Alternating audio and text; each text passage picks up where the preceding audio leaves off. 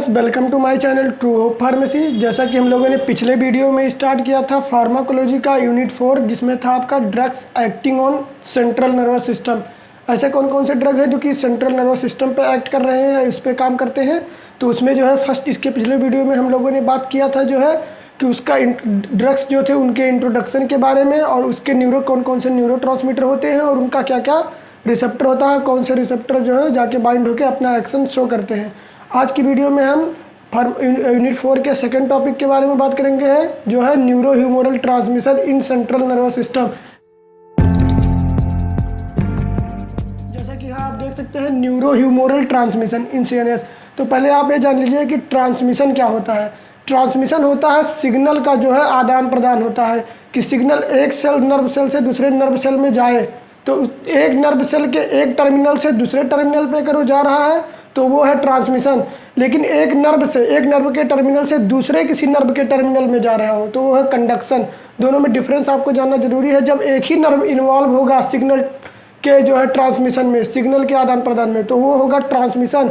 और जब सिग्नल के आदान प्रदान के लिए दो जो है नर्व्स इन्वॉल्व होंगे, एक के टर्मिनल से निकल के दूसरे नर्व्स में जाए, तो वो होता है कंडक्शन। तो हम पढ़ेंगे न्यूरो ह्यूमोरल ट्रांसमिशन। जैसा कि नाम से क्लियर है, न्यूरो ह्यूमोरल कहने का मतलब ऐसे केमिकल या हार्मोन्स के रिलीज होने से जो है किसी भी नर्व का ट्रांसमिशन हो तो उसको कहते हैं न्यूरो ह्यूमोरल ट्रांसमिशन। न्यूरो कहने का मतलब सीएनएस में या ब्रेन में, ह्यूमोरल हार्मोन्स से, और ट्रांसमिशन सिग्नल का आदान प्रदान। तो किसी भी हार्मोन्स के रिलीज होने से ब्रेन या सेंट्रल नर्वस सिस्टम में किसी सिग्नल का ट्रांसमिशन होना होता है neuro humoral transmission. As a definition यहाँ देख सकते हैं आप, transmission of impulses through synapse and neuro effector organ by release of humoral chemical और हार्मोन्स। तो देखिए अगर ट्रांसमिशन ऑफ इम्पल्सेस, किसी नर्व इम्पल्स या सिग्नल का ट्रांसमिशन होना बाय साइनेप्स और न्यूरो इफेक्टर आर्गन के बीच में by the release of humoral जो है केमिकल के या हार्मोन्स के रिलीज होने से। तो देखिए आज ये जो होता है आपका 5 स्टेप में होता है। देखिए there are 5 process are involved in the transmission. जो है 5 स्टेप में इसका ट्रांसमिशन होता है। पहला देख लेते हैं आपका सिंथेसिस ऑफ न्यूरोट्रांसमीटर, कि न्यूरोट्रांसमीटर का सिंथेसिस कैसे होता है। तो देखिए सिंथेसिस ऑफ न्यूरोट्रांसमीटर में क्या है, देखिए synthesis of neurotransmitter by precursor under the influence of enzyme. किसी एंजाइम के इन्फ्लुएंस से या उसके इनिशिएट होने से, रिएक्शन की इनिशिएट होने से किसी प्रिकर्सर के द्वारा मेन न्यूरोट्रांसमीटर का बनना होता है सिंथेसिस ऑफ न्यूरोट्रांसमीटर। और क्योंकि देखिए मैं पिछले वीडियो में पढ़ा चुका हूँ neuro humoral transmission in autonomic nervous system, जो कि यूनिट 3 में था, जो था drugs acting on peripheral nervous system. तो यहाँ सब कुछ सेम रहेगा, बस क्या है आपका जो है यहाँ पे जो न्यूरोट्रांसमीटर इन्वॉल्व हो रहा है वो न्यूरोट्रांसमीटर अलग होगा। वहाँ पे हम लोग पढ़ रहे थे एड्रेनलिन, डोपामिन था। यहाँ आपका जो है मेन ग्लूटामेट और ग्लाइसिन, हिस्टामिन, सेरोटोनिन होगा। तो दूसरा बात करते हैं स्टोर्ड इन वेसिकल्स। देखिए सिंथेसाइज होने के बाद जो न्यूरोट्रांसमीटर सिंथेसाइज होने के बाद वो क्या होते हैं, साइनेप्टिक वेसिकल्स में स्टोर रहते हैं। ये होता है आपका स्टोरेज। और दूसरा बात करते हैं, तीसरा आपका बात करते हैं रिलीज ऑफ न्यूरोट्रांसमीटर। तो देखिए जब ये स्टोर रहते हैं, सेकंड पॉइंट यहाँ तक गया। थर्ड पॉइंट में जब नर्व टर्मिनल पे कोई एक्शन पोटेंशियल पहुँचता है, जब एक्शन पोटेंशियल कहने का मतलब कोई इलेक्ट्रिक वोल्टेज या करंट पहुँचता है, एज ए केमिकल और इलेक्ट्रिकल सिग्नल आता है, एक्शन पोटेंशियल जनरेट होता है, तब क्या होगा कि जो कैल्शियम का इन्फ्लक्स हुआ है एक्स्ट्रा सेलुलर से इंट्रा सेलुलर में, वो कैल्शियम क्या होता है, कैल्शियम चैनल यहाँ ओपन हो जाता है। और कैल्शियम चैनल के ओपन होने से कैल्शियम एक्स्ट्रा सेलुलर से इंट्रा सेलुलर आके जब एक्शन पोटेंशियल पहुँचा है तो ये क्या करेगा, जो कैल्शियम हो साइनेप्टिक वेसिकल्स से फ्यूज होके उसमें जो स्टोर न्यूरोट्रांसमीटर है उनको रिलीज कराएगा। तो ये आपका हो गया रिलीज ऑफ न्यूरोट्रांसमीटर। अब बात करते हैं binding to post synaptic receptor. तो जब ये रिलीज होगा तो रिलीज होके क्या होगा, कुछ जो है वो हमारे जो पोस्ट साइनेप्टिक रिसेप्टर है वो पोस्ट साइनेप्टिक रिसेप्टर से यहाँ देख सकते हैं आप, पोस्ट साइनेप्टिक रिसेप्टर से बाइंड करके अपना बायोलॉजिकल रिस्पॉन्स शो करेगा।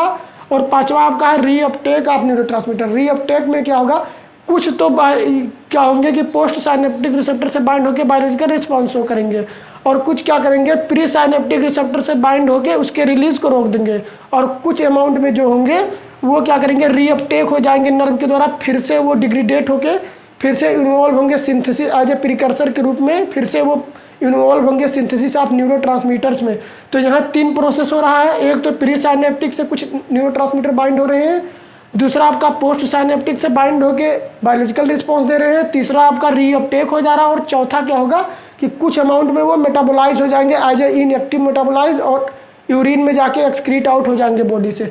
तो यहाँ जो आप देख सकते हैं स्ट्रक्चर, ये लिपिन कॉर्ड के बुक से मैंने लिया हुआ है लेटेस्ट एडिशन से, तो इसको समझने में आपको आसानी होगी। तो देखिए यहाँ कोई प्रिकर्सर है न्यूरोट्रांसमीटर का, वहाँ से प्रिकर्सर से जब सोडियम और प्रिकर्सर अंदर जाते हैं, ये कोई न्यूरॉन है सेंट्रल नर्वस सिस्टम का, तो जब प्रिकर्सर और सोडियम अंदर जाएंगे तो ये क्या करेंगे, सिंथेसाइज होगा आपका न्यूरोट्रांसमीटर और सिंथेसाइज होकर वो एज ए साइनेप्टिक वेसिकल्स में स्टोर हो जाएंगे। स्टोर होके जब एक्शन पोटेंशियल यहाँ पहुँचेगा तो कैल्शियम इस पे जाके फ्यूज होके इसमें जो साइनेप्टिक वेसिकल्स है उसका ब्रेकडाउन करेगा।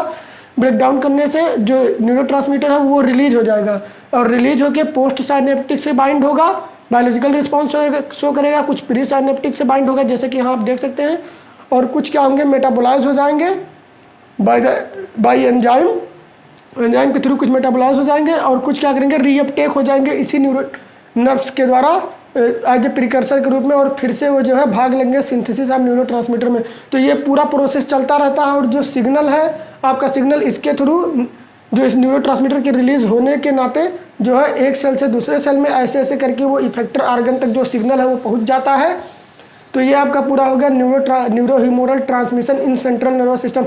कुछ नहीं है, बस ऑटोनोमिक नर्वस सिस्टम की तरह है। बस यहाँ क्या है, बस आपको न्यूरोट्रांसमीटर याद रखना है कि वहाँ पे आपका एड्रेनलिन, डोपामीन, नॉर एड्रेनलिन था और यहाँ पे आपका जो है ग्लूटामेट है, ग्लाइसिन है, हिस्टामिन है, सेरोटोनिन है। बाकी ये सब जो हार्मोन्स हैं वो यहाँ इन्वॉल्व होंगे क्योंकि हम सेंट्रल नर्वस सिस्टम का न्यूरोह्यूमोरल ट्रांसमिशन पढ़ रहे हैं।